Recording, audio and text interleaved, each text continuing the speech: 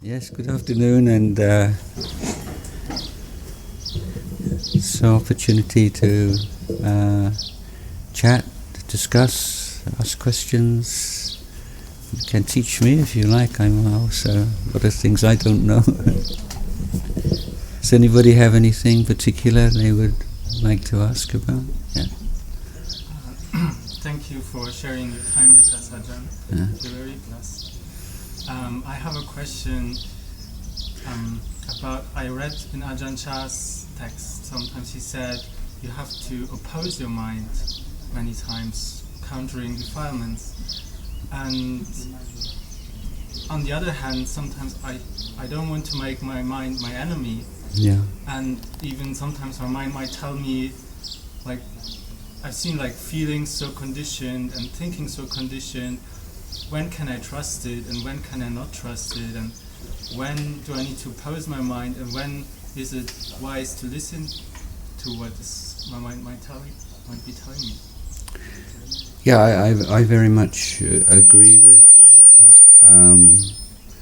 that it's a danger about sort of creating this kind of conflict in your mind. And I was just before I came, I was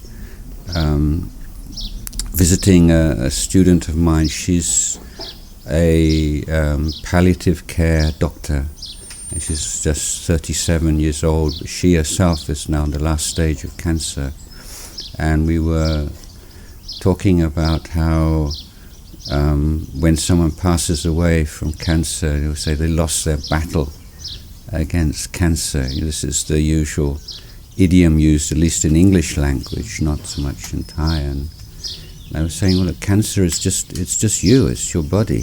You know, you can give it a name and call it cancer and it becomes this monster. But cancer is just your body. It's just something that's happening in your body. And it's similar with the... Excuse me, is everyone okay with English? Yeah. No? Not at all. Okay, so you can... Okay.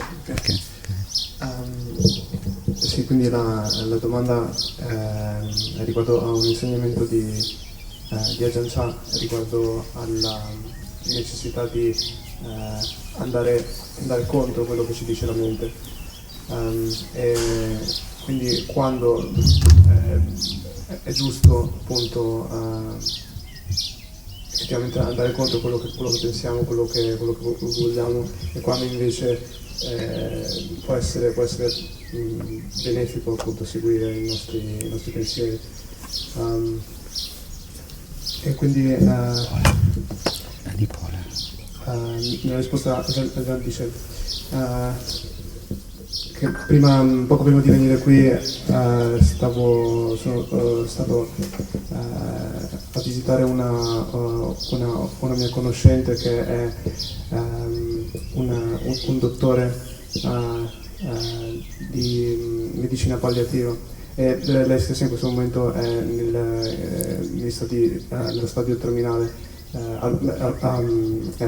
malato di cancro allo stadio terminale. Per cui stavamo parlando di questa espressione che c'è nella lingua inglese, si dice che quando qualcuno arriva a questo punto ha perso la sua battaglia contro il cancro, e quindi le stavo dicendo che in realtà il cancro cos'è? È il nostro corpo, qualcosa che succede nel nostro corpo, e quindi dargli un nome, cancro, e mettere la questione in questi termini di perdere una battaglia significa trasformarlo in un mostro, in qualcosa di diverso da quello che è, perché è il nostro corpo in sostanza. Yes, so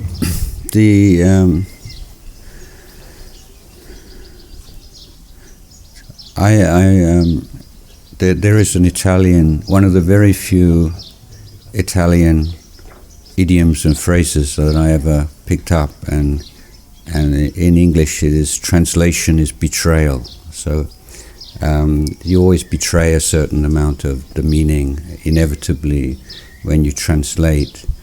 And this whole way of talking about the mind we come across in teachings of Ajahn Chah and other Thai teachers is very easily misrepresented in English or European languages. Venendo a questo insegnamento di Ajahn Chah, bisogna considerare che nelle traduzioni c'è sempre un certo grado in cui il significato originale viene tradito, per così dire, non si riesce a veicolare nella traduzione da una lingua all'altra, e questo è qualcosa che spesso accade anche nelle traduzioni di discorsi di Ajahn Chah in una lingua occidentale, specialmente. Do you know this idiom? It's Betrayal. Yes. You know what the Italian idiom is? It starts with like TR also. It's like Tradire, yes. yeah, tradire. Yeah, okay. I think it's similar, yes. Yeah. So the fundamental idea is that we identify with our mental states. We experience, I am feeling this, I want this, etc. And so we don't start off with a blank slate. Our starting point is that we believe defilements are who we are. And so the way of practice that Ajahn Chah is recommending here is that you go against the flow of that defilement to see what happens. Okay, so to give an analogy, if you're flowing along with a river, it's very hard to gauge how fast you're flowing and what's really going along. But if you turn and you try to row against the stream, then you have a much better idea of the nature of the stream than if you're flowing along with it. Quindi quello a cui puntava Ajahn Chah in questo insegnamento è che la nostra tendenza di base è quella di identificarci con le nostre emozioni negative, le nostre contaminazioni mentali, per cui tendiamo a pensare automaticamente che io mi sento in questa maniera, io voglio questa cosa. Per cui per correggere questo atteggiamento, questo metodo di andare contro quella che è la tendenza naturale è un po' come cercare di farsi un'idea della natura e della forza di un corso d'acqua su cui ci stiamo muovendo. Se ci lasciamo semplicemente trasportare lungo la corrente, è difficile farsi un'idea della sua forza, mentre invece se nel momento in cui cerchiamo di nuotare o di remare controcorrente, quello è il momento in cui possiamo capire meglio, insomma, la corrente in cui ci troviamo.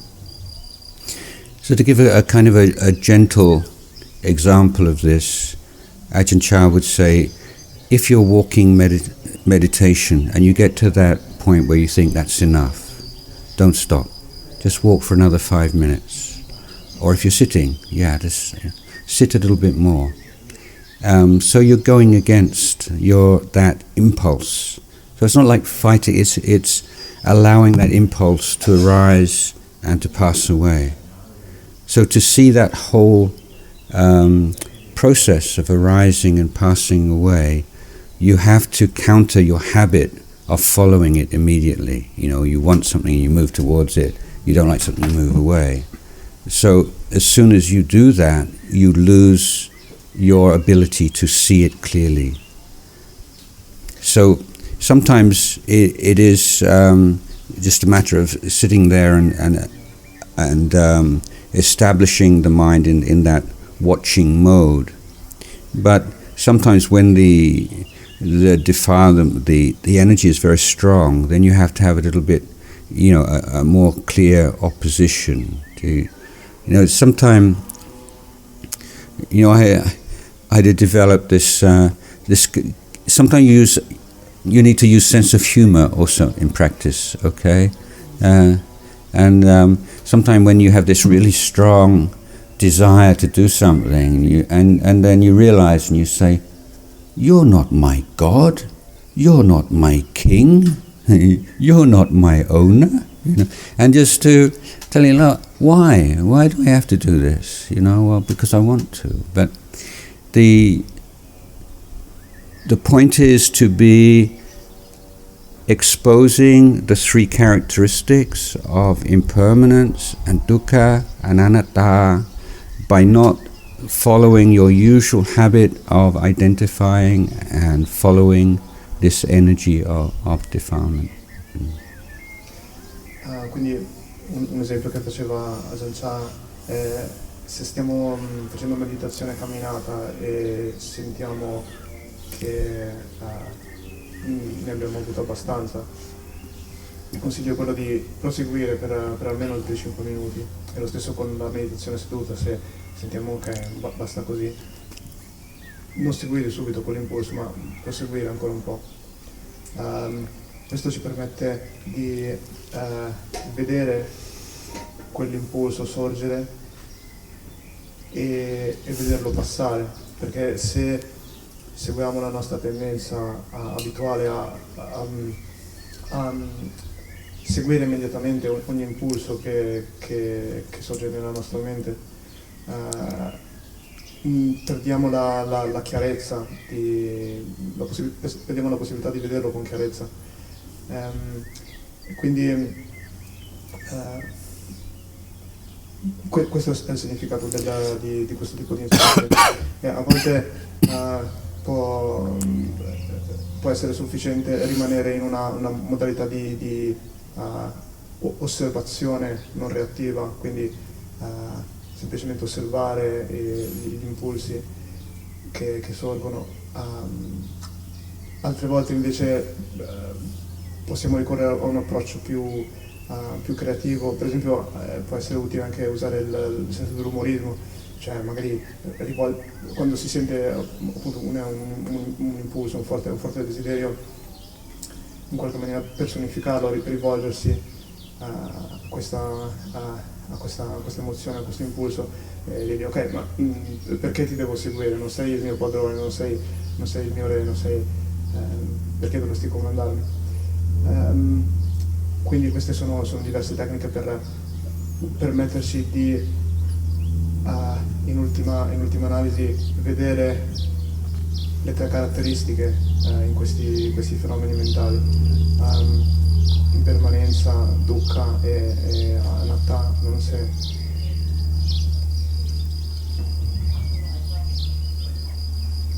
So in the Four Noble Truths, the teaching is that dukkha arises through tanha, and tanha is that craving which accompanies ignorance. So there are two kinds of desire. Okay, so there's the desire which comes from and accompanied by ignorance, which is called tanha. And there is the desire which comes from and accompanied by knowledge and understanding, which is called chanda. This is a very important distinction, and often in Western representation of Buddhism, they miss this point altogether. You say, well, if you have any desire, then how could you live? What would you live for? But the idea is to channel this energy from the craving desire or the tanha desire to the chanda desire. So, for instance, if you were to see somebody suffering, and you have a strong desire to help them, that's not considered craving and a cause of suffering. It's considered chanda, and in fact part of the path rather than part of the problem. Nelle quattro nomi di verità è spiegato molto chiaramente che l'origine di dukkha è proprio questa bramosia, questa abilità tanha, e tuttavia questa tanha non è ogni tipo di desiderio, è il desiderio accompagnato dall'ignoranza, condizionato dall'ignoranza, mentre invece il desiderio può essere anche accompagnato e informato dalla comprensione, e quindi quando in questo caso c'è un altro termine che viene usato nei discorsi del Buddha, che è chanda. Chanda è il desiderio appunto accompagnato da una retta comprensione, è il desiderio verso qualcosa di virtuoso, di positivo. E per esempio se vediamo una persona in difficoltà e sentiamo il desiderio di aiutarla, questo è chanda, è un desiderio positivo, che non è un desiderio condizionato dall'ignoranza, quindi avidità. So a clear analogy for how this applies to your meditation practice is if you imagine a lake with an island in the middle of the lake, and you have two people swimming towards the island in the lake. One's the fool and one's the wise person. So one is the person who's motivated by craving or tanha, and one is motivated by intelligent desire or chanda. Quindi un esempio che possiamo fare è immaginiamo che di avere un lago con un'isola al centro e due persone che nuotano verso quest'isola, e una è motivata da una è una persona appunto condizionata, è una persona che agisce in maniera stupida perché è condizionata da tanha, avidità, mentre invece la persona è una persona saggia perché agisce in base a questo desiderio intelligente che è chanda. So the foolish swimmer has the eyes on the island, is always looking, well, how much further, and whenever you are too focused on the result, then it makes it very frustrating, and time goes slowly, and you don't feel that you're getting anywhere. So that's the first mistake, having the mind too focused on the goal or the result. But in the swimming analogy, the second mistake, or the accompanying mistake, is as the swimmer lifts his head out of the water and is looking at the island, his swimming stroke is affected and he doesn't swim so well. And so he's actually going slower than he would otherwise. So these are two mistakes that arise when the mind is motivated by craving for results. Quindi questa è un'analogia per quello che succede nella nostra meditazione. Appunto nel caso del nuotatore più stupido tra i due, quello che agisce in base a motivato dalla bramosia di arrivare all'isola, il suo atteggiamento comporta due difetti. Uno è che continuando a nuotare con gli occhi puntati sull'isola, concentrato sul desiderio di raggiungerla, sembra che il tempo che serve il tempo che gli serve si prolunghi in maniera insopportabile, cioè diventa molto più lunga l'attesa. L'altro effetto negativo è che nell'atto stesso di sollevare la testa per guardare si sta concentrando di meno sul nuotare in una maniera più efficiente, per cui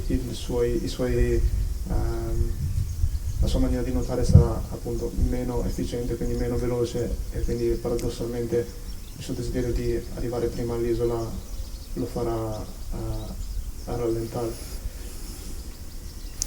So in contrast, the wise swimmer puts most of their focus and their interest into the process, the swimming stroke. This is their main interest and effort.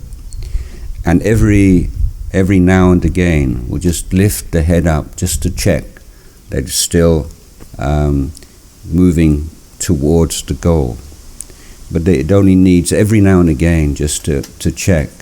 But most of the time, your interest and your effort is concerned with the quality of your swimming stroke, or your effort in the present moment. Mentre nel caso del nuotatore saggio, la sua attenzione è concentrata sul processo stesso del nuotare, quindi si concentra sulle bracciate che sta facendo, e solamente di tanto in tanto ha bisogno di sollevare la testa per controllare di stare proseguendo nella direzione giusta. E in questa maniera i suoi sforzi sono molto più efficienti, perché la qualità delle sue bracciate, della sua maniera di nuotare è molto migliore, perché si concentra sul velo. So we have to be constantly checking our motivation, whether it is the wise desire or the unwise desire. Quindi è una cosa che dobbiamo controllare costantemente, regolarmente, se la nostra motivazione è quella di un desiderio saggio o non saggio. The most simple reflection is that chanda, the wise desire, is the desire to do, and tanha is the desire to get, usually.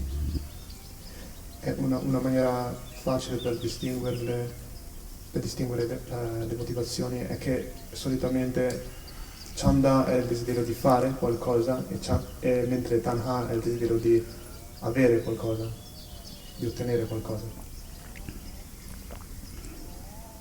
So these two tend to fluctuate. Like some people may start off meditating with a lot of wrong ideas, maybe about meditation or Buddhism, and have quite a lot of craving to achieve something or other. And then over the course of meditation, that unwise motivation falls away, and a good, intelligent motivation takes its place.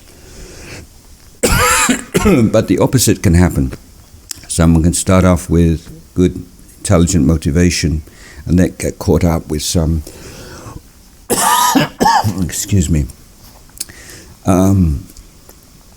some special experience, and become very fascinated with some mental phenomena, and get sidetracked or want to develop some psychic powers and things like this.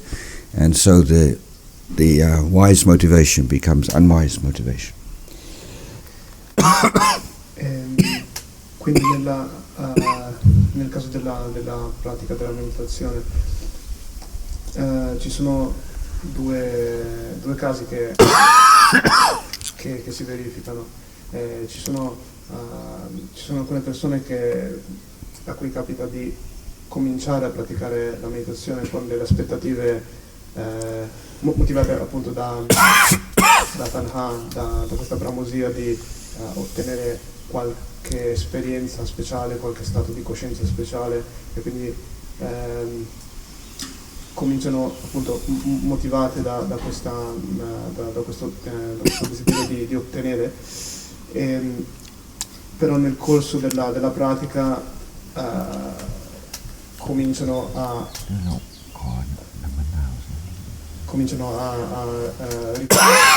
rivalutarlo, e piano piano appunto arrivano ad avere un approccio più saggio alla meditazione.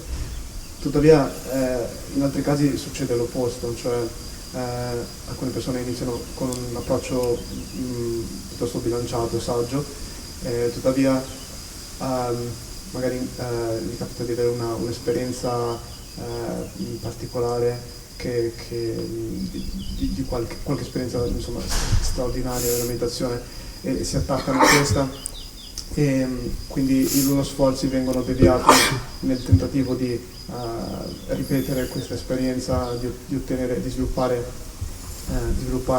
di ottenere dei poteri psichici di qualche tipo, per cui queste sono entrambe cose che possono accadere. So, returning to another part of the question, how do you know? You don't. You learn from your mistakes. It's trial and error, basically. Even with the best teacher, you learn from your mistakes. E quindi per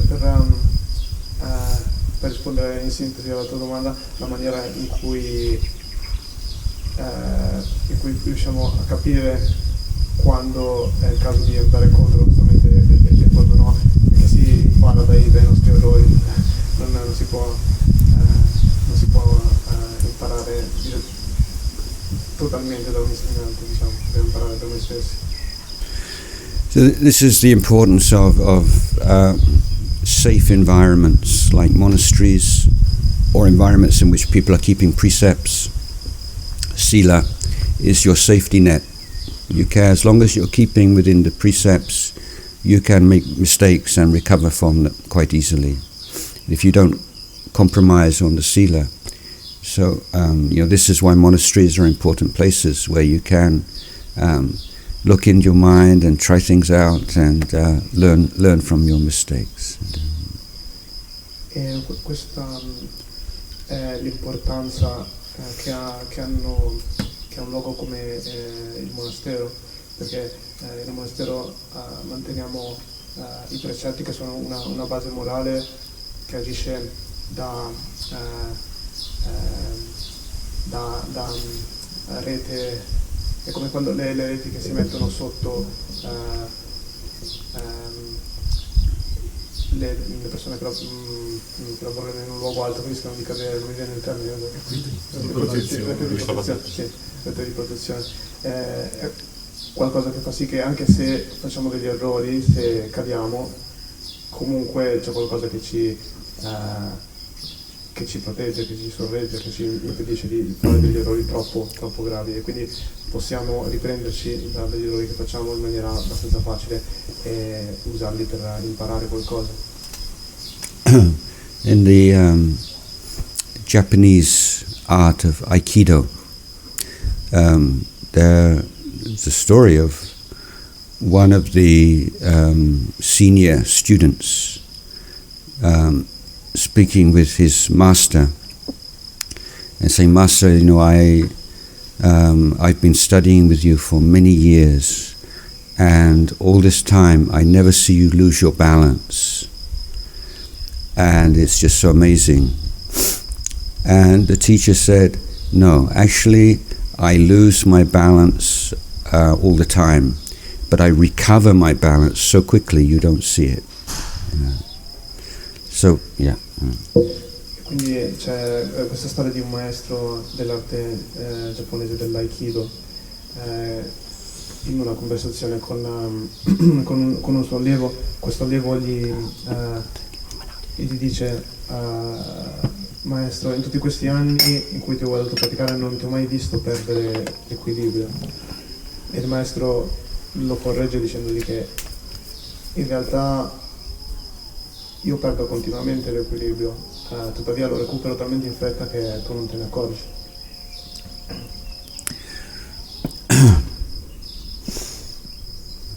Just one more point. Two more points. One point is that a lot of practice is really based upon close observation. So in this particular matter of how far can you trust your mind, then observe the mental states which are particularly unreliable and the mental states that are much more reliable.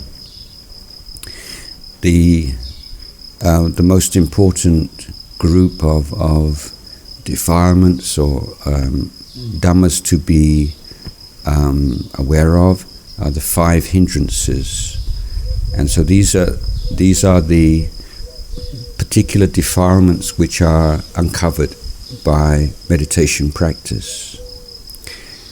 So samadhi means the temporary cessation of these 5 hindrances, and one of the features, the qualities of samadhi, meaning the mind which is stabilized and free, at least temporarily, of these 5 hindrances, is that it sees things as they are. The Pali word is yatha bhutayana dasana. So this is meditation practice, reveals these hindrances, allows us to go beyond the hindrances, and the more we can go beyond the hindrances and stabilize the mind in a point, then the more we can trust our mind. This is a short answer to a very long preliminary answer. Quindi tornando al punto di cercare di capire fino a che punto possiamo seguire la nostra mente, possiamo fidarci della nostra mente, una facoltà importante da sviluppare è quella di osservare la nostra mente e a capire, prendere nota di quali stati mentali sono più affidabili e quali invece sono più inaffidabili. Ad esempio c'è questa serie di 5 stati mentali che vengono chiamati ostacoli o impedimenti, i 5 impedimenti, che sono degli stati mentali disturbanti che sorgono proprio nel corso della pratica della meditazione come ostacoli alla concentrazione. Quella che viene chiamata samadhi, appunto, la concentrazione, è proprio lo stato della mente nel momento in cui questi 5 impedimenti vengono superati. La mente in questo stato di samadhi è affidabile al massimo grado, è lo stato mentale più affidabile, diciamo, quello in grado di vedere le cose come sono, in Pali yatha bhuta jnana dassana. Per cui nel corso del nostro progresso verso questo obiettivo, nello sviluppare la nostra pratica di meditazione, più riusciamo a superare questi 5 impedimenti e più sappiamo che la nostra mente è affidabile. So, in case you're not familiar with these 5 hindrances, the first one is the mind's tendency just to want to take pleasure in things that give us pleasure, that we find pleasurable. So that there is like a spectrum from kind of coarse to quite subtle and refined. So the coarsest expression maybe would be lustful feelings, sexual feelings, but this can include things just like not bad things, like whether it's music, theater, the arts, politics, anything that you like. If you find in meditation that your mind is just attached to something you like and just want to think about that thing that you like, that's the first hindrance. And then the second hindrance is kind of like a pair. Again, it's aversion or negativity. So it can go from just full of angry feelings towards somebody, and then it can go to quite a very subtle level of just a slight, it goes through this negativity can be towards the place, the people around you, it can be towards yourself, but it's just this tendency to choose something that you don't like, that brings up that feeling, and just allow the mind just to dwell on that one thing. So on the more subtle level, then it's just this moving towards something or moving away from something. So these are the first two hindrances. Quindi per chi non fosse familiare con questi 5 impedimenti, i primi due sono Kamachanda, che è il desiderio di indulgere o di godere di ciò che ci procura piacere. E questo comprende un ampio spettro di fenomeni, di situazioni che vanno magari dal desiderio più grossolano, che può essere il desiderio sessuale, per poi andare anche in tipi di desiderio assolutamente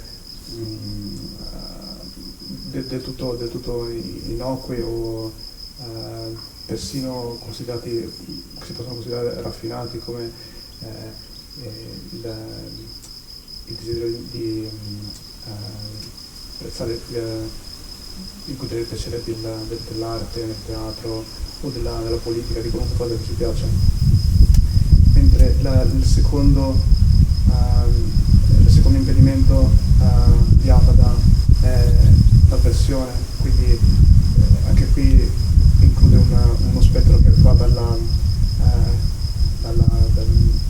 rabbia più intensa, più grossolana, fino a un generale senso di avversione meno focalizzato, diciamo, può essere adesso il posto in cui ci troviamo, l'ambiente sociale o adesso noi stessi, e quindi a livello più sottile questi due primi impedimenti si possono sintetizzare come la tendenza a andare verso un oggetto o a allontanarsi da un oggetto. The third hindrance is physical, mental lethargy, lack of energy. In its coarsest level, it's like falling asleep, meditation. In its more subtle expression, then many people think that it's actually samadhi, because you can sit very straight and very long time with this hindrance. The thing to observe about it is that there's a stiffness in the mind. It's that subtle stiffness. As if you have the mind which is free from this hindrance. One of the analogies is like copper wire. Yes, it's you can move it any way. So if there's that sense of the stillness is kind of stiffness, lack of flexibility, then that's also this hindrance. Il terzo impedimento è torpore o letargia, qui a livello più grossolano si manifesta come la sonnolenza durante, possiamo sperimentare fare durante la meditazione. E a livello più sottile invece è uno stato di calma che può essere facilmente confuso con lo stato di samadhi, perché ci mette in grado di magari sedere molto a lungo, molto fermi e composti. Tuttavia la maniera per distinguerli è che questa calma condizionata dal torpore, da questo impedimento, ha una certa rigidità, la mente è rigida, mentre invece la calma del samadhi viene descritta con un'analogia come avere del filo di rame. È molto facile da piegare, da deformare, da piegare secondo qualunque forma che vogliamo che ci serva. Quindi questo è il terzo impedimento. This is what Ajahn Mun, Ajahn Chah's teacher, called tree stump samadhi. Questo è quello che questo tipo sbagliato di calma è quello che Ajahn Mun, che è stato insegnante di Ajahn Chah, chiamava samadhi da tronco di legno, samadhi da ceppo di legno. So the fourth hindrance is mental agitation, monkey mind, and also obsessive worry and guilt about things that you've done or not done in the past. So like obsessive guilt feelings and thoughts, and together with mental agitation. E il quarto impedimento ha a che fare con l'agitazione mentale, quindi la mente, quella che viene definita monkey mind, la mente scimmia che salta da una cosa all'altra, incapace di stare ferma. Quindi agitazione, oppure poi può manifestarsi come scrupoli di coscienza, un senso di colpa che ritorna ossessivamente a ripercorrere, a rimuginare gli stessi pensieri su qualcosa che abbiamo fatto. Quindi questo è il quarto impedimento. And the fifth hindrance is a special kind of doubt. Now, doubt can often be a sign of intelligence, and the Buddha sometimes praise people for doubting.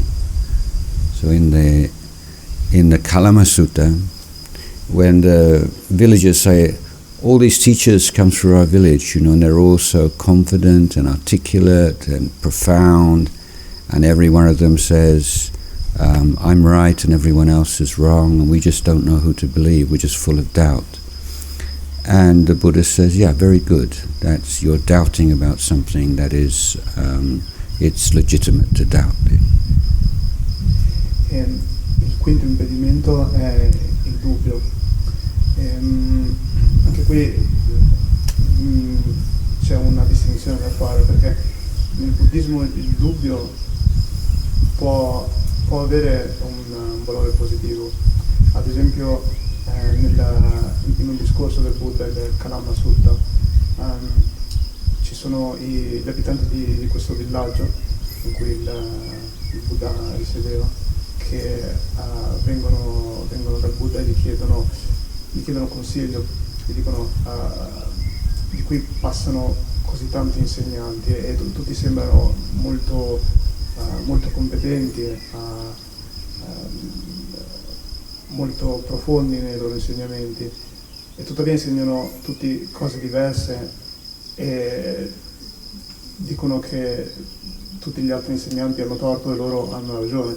Per cui noi come possiamo sapere a chi credere? Siamo pieni di dubbi.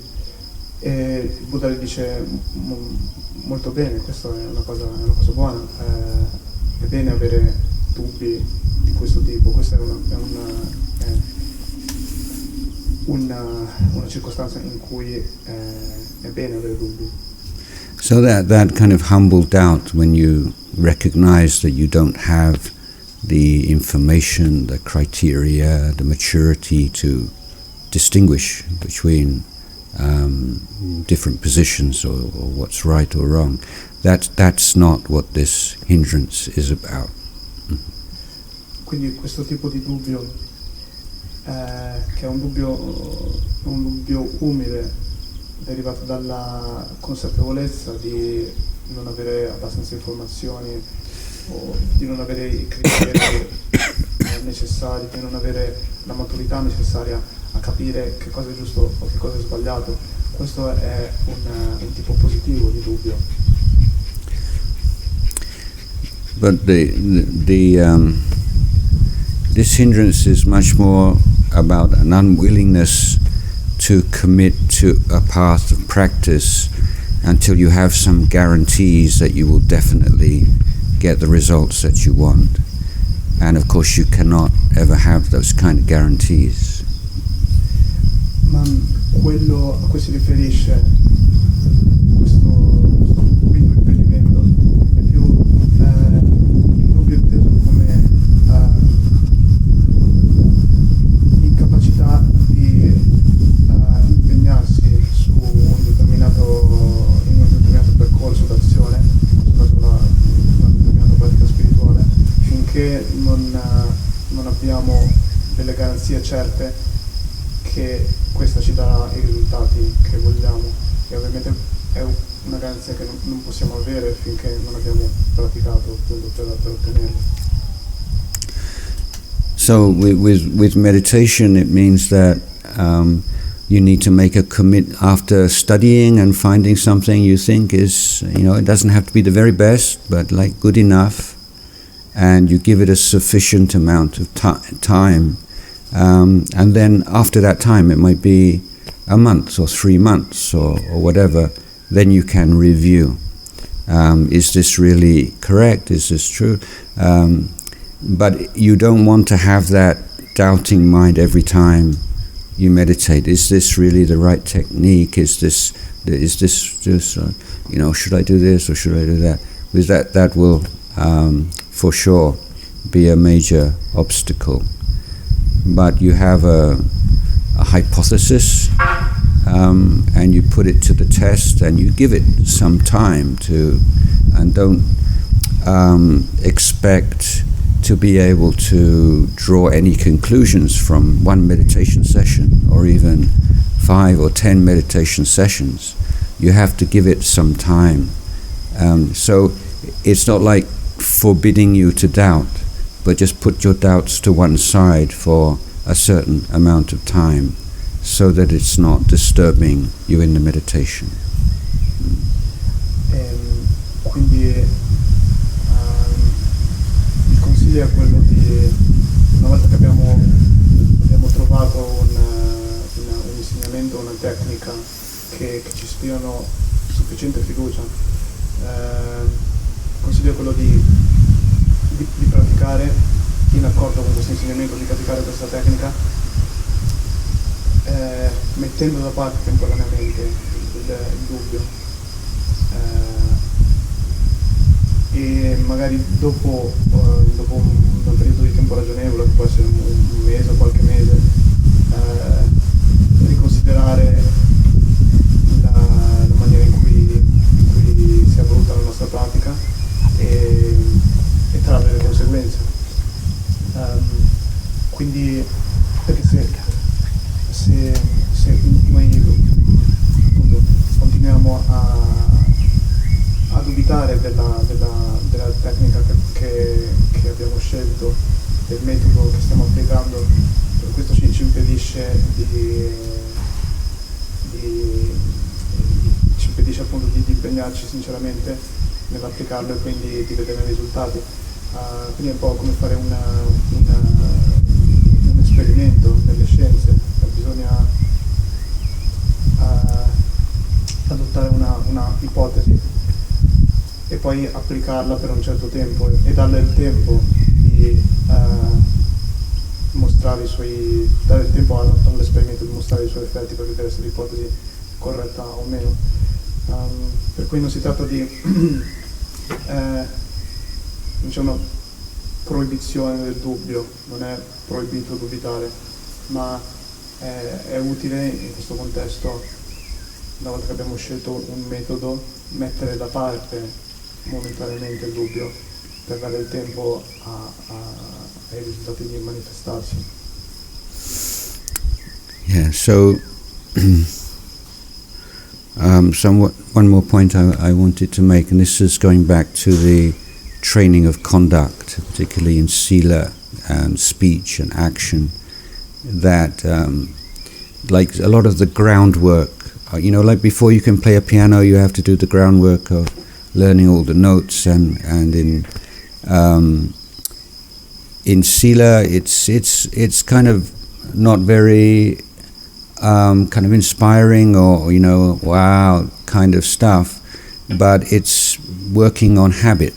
We have a lot of bad habits, and that's all they are, just a bad habit. So if you're somebody who you have a short temper, and whenever somebody does something like this, so you get angry and maybe you shout or something like this. So what's the practice? Well, the first practice is don't shout, and it's really first time you don't shout, you want to shout, it's suffering. But second time is a little bit easier, third time more easy, and after a while not shouting becomes more natural than shouting, and this is just basic Dhamma practice, is changing your old habits, because it's not who you are, it's just a habit.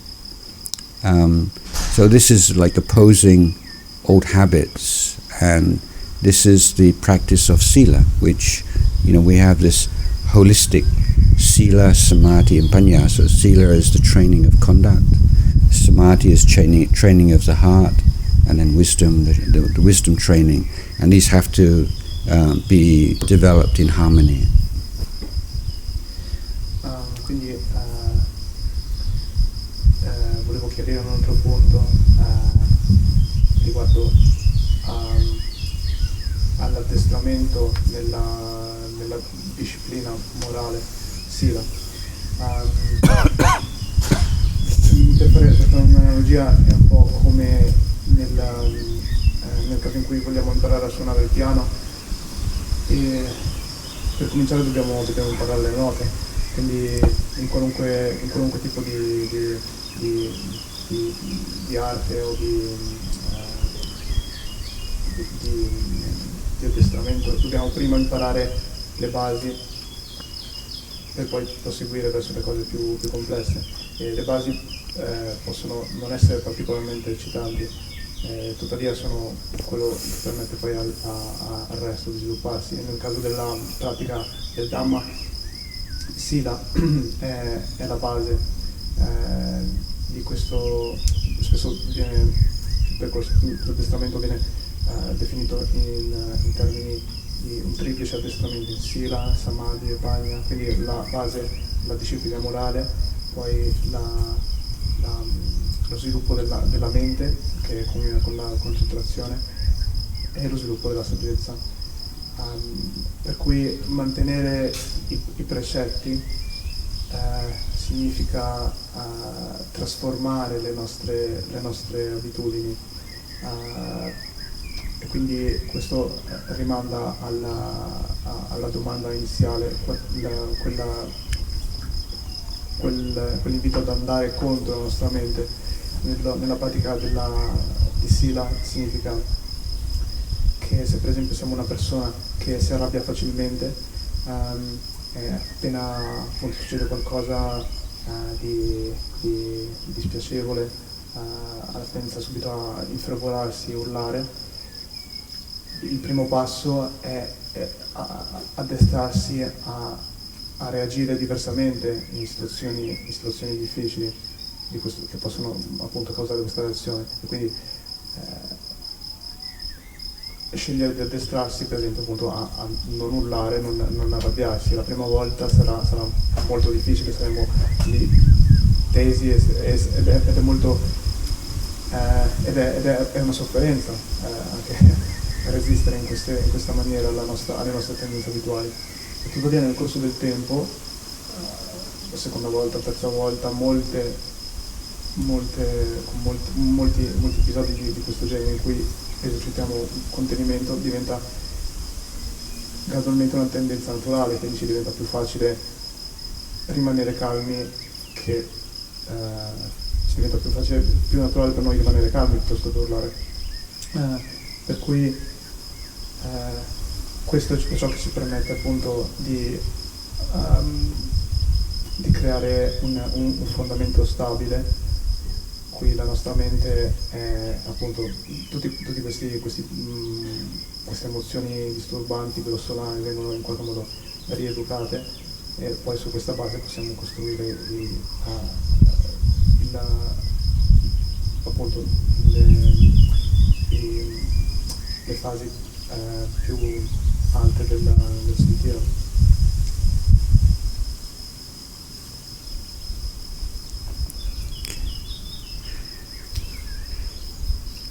That's rather a long answer to your question. But, yeah. Yeah. So you mentioned the other night the importance of consistency in our practice, in our, let's say, development. And I feel like this goes past by developing good habits, as you just mentioned, or healthy routines in our daily life. And outside of here, where it's somewhat easier for us lay people, two domains where it gets harder is work and romantic relationships, or especially sexuality. So would you have any advice on how to strike the right balance in these two areas, how to keep our inner priorities aligned with how we behave outside? Because it's very easy, they are supported by our society, our culture, it's very easy to get sidetracked, to devote too much energy and time, and then not have the remaining energy to practice or to focus on what matters for us. Yeah, one kind of practical piece of advice I think is, I don't know if you're familiar with the word chunking. Have you ever heard of chunking before? You probably know what it is, you just don't know the word. So it means like when you have a complex task and you divide it up into chunks, okay? And I think it's a very good idea to break up your day into chunks. You say like from when you get up in the morning, maybe you have a period of some meditation or something, that first period before you go down to have your breakfast or something, and then period of going to work, and morning period at work, midday period, afternoon period, evening period, night period. So dividing a whole day into 6, 7, 8 different chunks, and then having the sense of starting again at each beginning of each chunk, and just where am I right now, and just make a fresh start and re-establish attention again at the beginning of these chunks. Also, there are a lot of small little slices of time. It might be things like walking from your car to a building, walking up some steps, standing in a lift, 1 minute, 2 minutes. These usually just let your mind just, go here and there.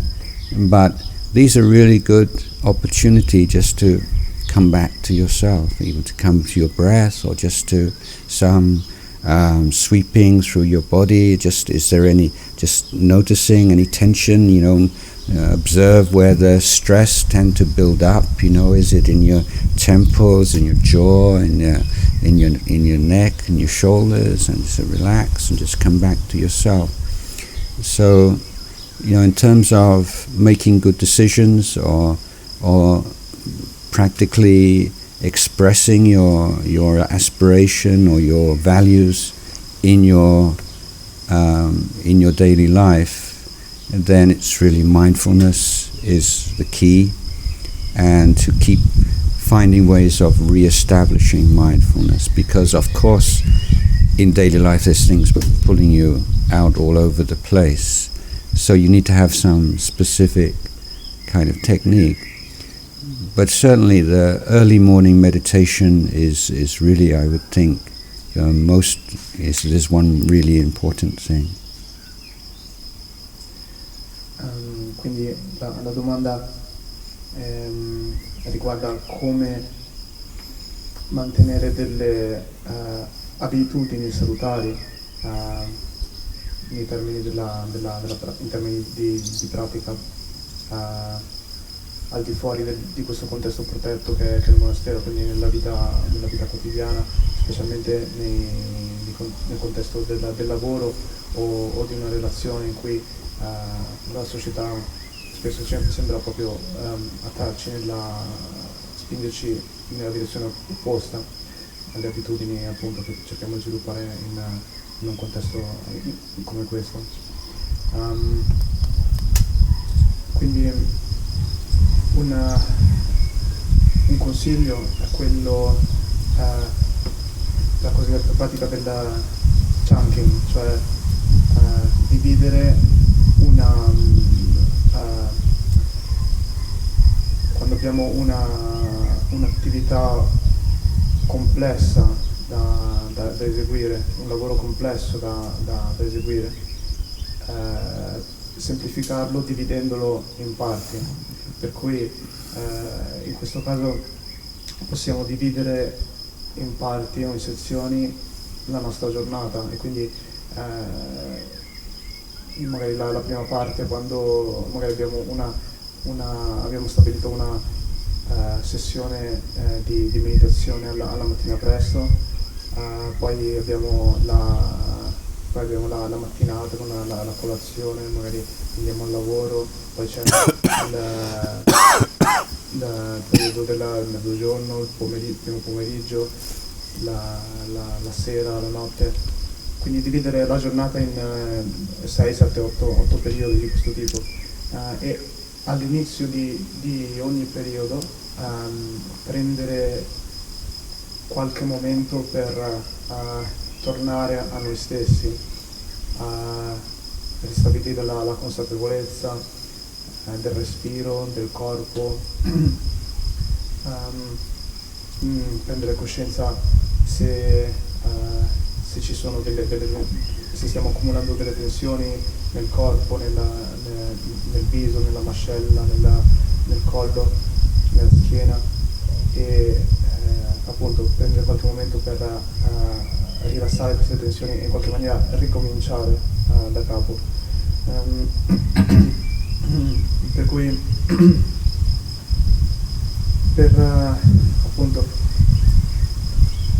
per stabilire e consolidare delle buone abitudini, per addestrare la nostra mente a appunto diventare familiare con delle abitudini salutari, la qualità fondamentale è quella della consapevolezza. Per cui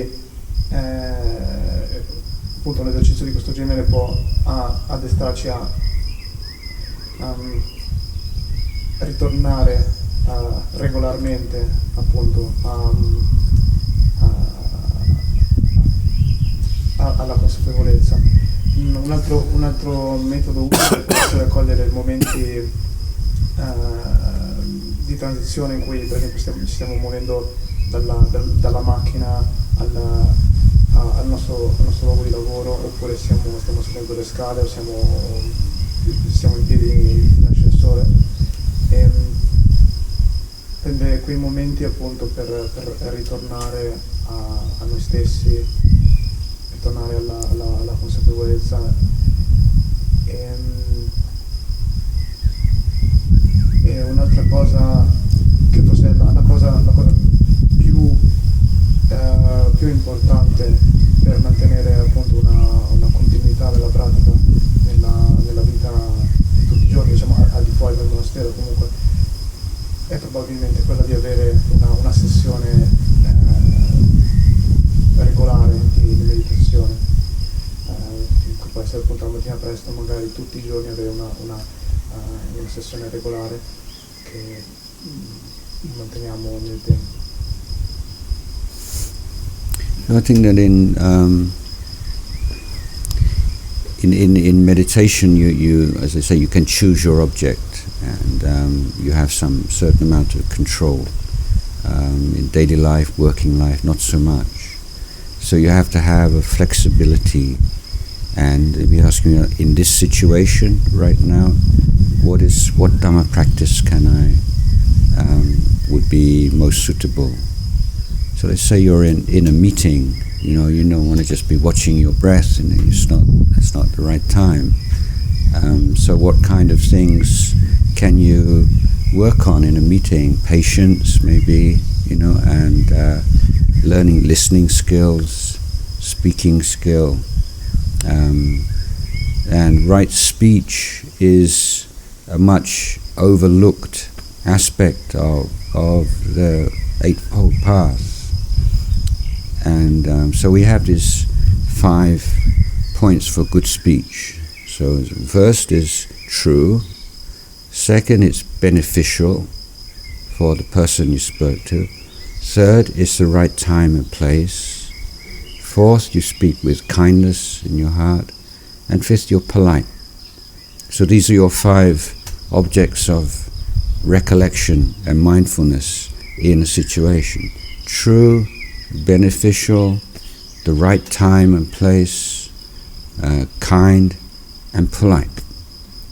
And that's a very difficult practice, it's but it's a really good one, and the time and place in particular, that's a really important wisdom practice. Is this the time to bring this up or not? Should I bring this up privately or in a group? Is this how direct can I be in this? How can I express this the best? And sometimes we have a lot of logic on our side, but we're unaware of the tone of voice and the mood, and the person cannot hear our words. All they can feel is this energy, and then we get frustrated. Why can't they understand what we're saying? So there's so much to learn in daily interactions, Dhamma practice, Dhamma virtues to be learned, even in quite busy situation. Chiedo scusa. E quindi, come stavo dicendo anche l'altro giorno, quello della meditazione formale è un contesto in cui abbiamo la facoltà di scegliere l'oggetto conquistare, mentre questo è molto più difficile nella vita di tutti i giorni. Ad esempio, se siamo in una riunione di lavoro, certamente non è il momento giusto per osservare il respiro, appunto saremo abbastanza perderemo quello che sta succedendo. E quindi quello che può essere utile è chiedersi in ciascuna circostanza quale tipo di pratica è utile in quel momento. Ad esempio nel nobile utuplice sentiero c'è un aspetto che viene a volte trascurato, ma è molto importante, quello della retta parola. E la retta parola per essere tale deve avere 5 caratteristiche, cioè deve essere vera, deve essere benefica, deve essere chiedo scusa, deve essere informata dalla consapevolezza del momento e del luogo opportuni in cui dire qualcosa, deve essere gentile, amichevole e deve essere educata. Quindi è una pratica già molto articolata e complessa, se vogliamo.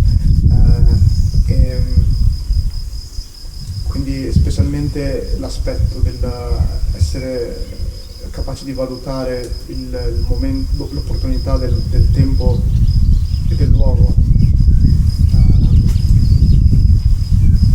e anche la maniera in cui ci esprimiamo, quindi la gentilezza e la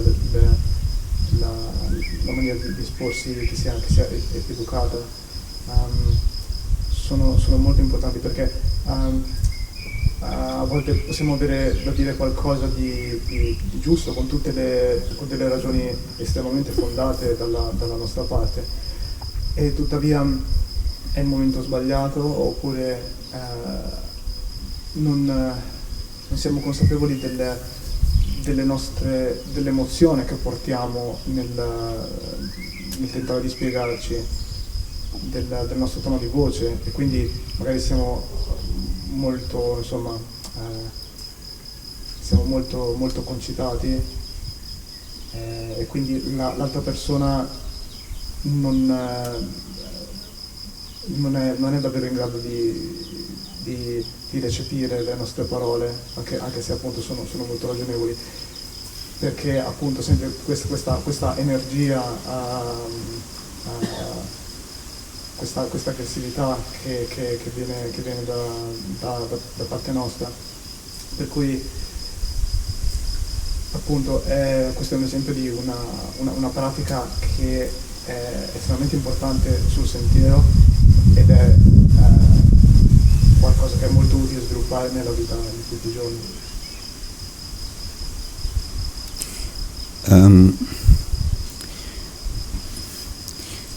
As we follow this path, we find that certain relationships that were very important to us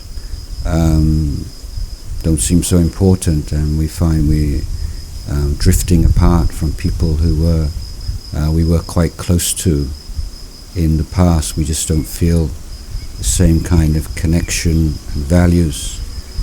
And so there is a certain anguish and sadness when that happens. It's not intentional, it just happens. And if you're in that, and there's a point where you're feeling a lot of things that were stable elements of your life now sort of falling away, but you're not yet at anything, because some real kind of peace and contentment, and you're like in the no man's land in the middle. So that can be a difficult time, but it's one that is just part of this evolution. This is something that takes place, but finding like nourishing relationships, and even with romantic relationships, and the culture everywhere is really makes so much out of love and feelings of attachment. But I think that's fine, but what's more important long term is friendship, and I think that in any relationship this has to be the core, learning to be, aspiring to be the best friend of your most important person, your wife or spouse or husband, and the friendship, good friendship, is I think it's like the rock on which healthy relationships are built. Romantic feelings come and go, and usually they're very strong at the beginning and not so strong as time goes on. But friendship gets stronger and stronger if you cultivate it and you give it that kind of importance. Per quanto riguarda le relazioni, una cosa che accade, che molto comunemente alle persone che intraprendono un sentiero di pratica spirituale, è che col tempo le delle persone che erano molto, molto importanti nella nostra vita, degli amici, perdono un po' dell'interesse che avevano inizialmente, perché i nostri interessi stanno cambiando, stanno divergendo dai loro, e quindi può essere che ci allontaniamo da persone che un tempo erano molto importanti per noi, e questo può essere un processo che è causa di una certa tristezza, di un certo conflitto interiore. Tuttavia è qualcosa che avviene naturalmente, quindi appunto è qualcosa con cui dobbiamo avere la capacità di adattarci. Mentre per quanto riguarda le relazioni romantiche,